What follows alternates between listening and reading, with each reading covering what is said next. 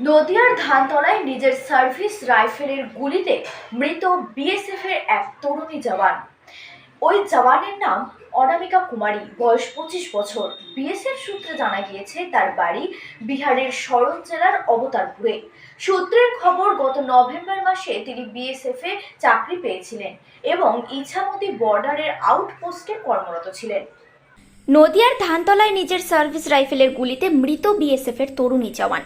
BSF এর 68 নম্বর ব্যাটালিয়নে কর্মরত ওই জওয়ানের নাম অনামিকা কুমারী, বয়স 25। বিএসএফ সূত্রে জানা গিয়েছে তার বাড়ি বিহারের সরন জেলার অবতারপুরে।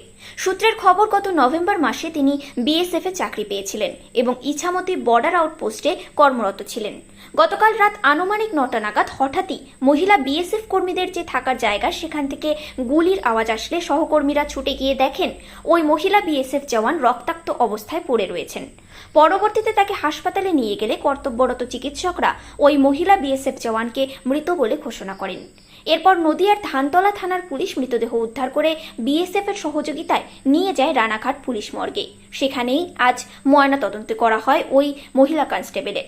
এরপর বিএসএফ জওয়ানদের তৎপরতায় তাকে শেষ শ্রদ্ধা জানিয়ে কফিনবন্দি জাতীয় পতাকায় মোড়া নিথর দেহ তার পরিবারের উদ্দেশ্যে নিয়ে যান বিএসএফ জওয়ানরা।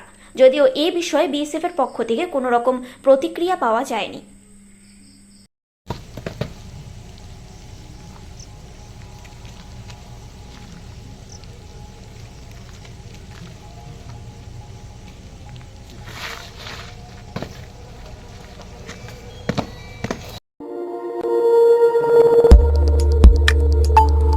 আমাদের সাথে থাকুন এবং দেখতে থাকুন নিউজ প্রাইম টাইমস, আপনাদের সাথে, আপনাদের পাশে।